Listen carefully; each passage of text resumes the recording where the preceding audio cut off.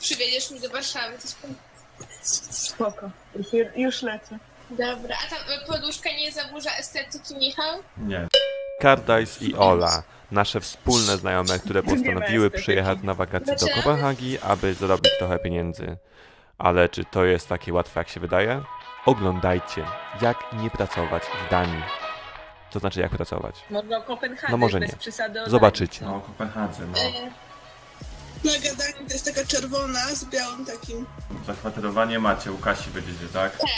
Właśnie mnie zastanawia, czy są jakieś dokumenty typu NIN w Anglii, które trzeba mieć, żeby móc pracować w Danii? Żeby mieć CPR, to musicie mieć pozwolenie na pobyt, a żeby mieć pozwolenie na pobyt, musicie być albo studentem, albo przyjechać do pracy tutaj. Ale jest taki trik, że możecie to ominąć i uzyskać CPR tylko do pracy, na przykład na wakacje. Co, wy będziecie o to się ubiegały?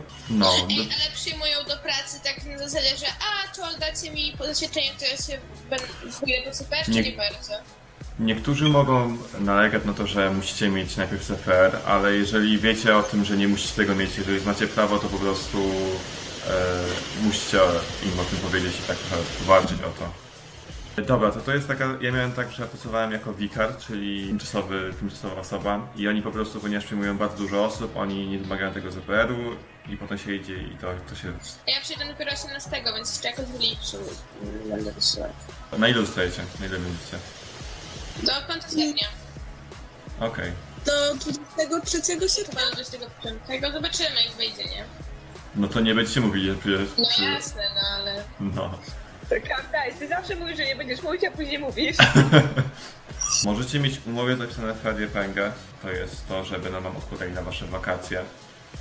Jeżeli macie to w umowie zapisane, to jest bardzo fajne. I to dopiero za rok by się dostały po rozliczeniu podatkowym dodatkowe pieniądze.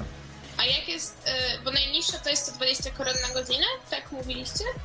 W Danii nie ma najniższej ustalonej prawnie, ale to mniej więcej za 100 koron 110-120 może znaleźć. A wtedy, ale to jest bez odliczonego podatku? Bez, do tego jeszcze podatek dochodzi. Ile oni odliczają? Będzie około 40% podatku wam z tego złapią. A płacą zazwyczaj miesięcznie, tygodniowo? Płacą miesięcznie, ale aby mogli wam płacić, to musicie mieć tuńskie konto bankowe. Czyli i dopiero jak będziecie miał numer CPR, pójdziemy do banku i założycie sobie konto w Danskę czy gdziekolwiek indziej. Ile trzeba mieć koron na przeżycie? Zakładając, że za mieszkanie nie płacicie? Zakładając, że imprezujecie czy nie? Co? Chodzicie na miasto czy nie? Może od czasu do czasu wyjdą, ja zaraz wam powiem. Trzeba posłać nie płacić za żarcie. Ej, ale to był dobry myk, na tym się strasznie dużo oszczędzi. No, racja. No chcę wam podać dobrą tą liczbę, a nie... No to tak, jak się żyje takim życiem, że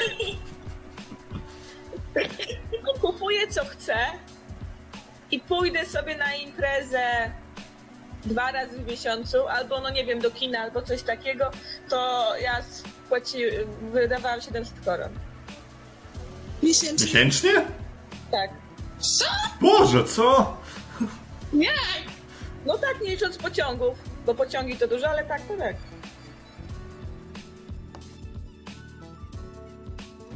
Cześć wszystkim, ja jeszcze nic nie nagrywałam, chociaż Michał prosił mnie o to już dawno temu. Nazywam się Karolina i chyba mamy wam z Olą troszkę pokazać, jak wygląda szukanie pracy wakacyjnej w Kopenhadze.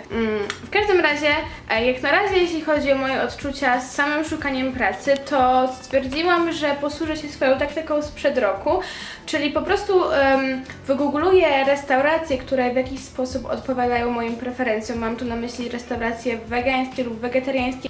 Ale no wiadomo, jakby pracą się nie gardzi, więc jakby się coś trafiło no to oczywiście nie ma problemu aż tak dużego. Ale właśnie ja sobie wyszukałam sporo restauracji i rozsyłam do nich po kolei maile. Jeśli chodzi o jakieś moje pro-tipy co do tego rozsyłania, to po pierwsze moje CV oczywiście jest obfite w moje doświadczenie, jeśli chodzi w tej konkretnej pracy, bo ja głównie szukam pracy jako kelnerka. Całkiem mi się podoba, wiadomo, że to nie jest jakaś praca marzeń, ale jest znośna i spoko opłacalna, ma się napiwki, też benefity w stylu obiadek i tak dalej.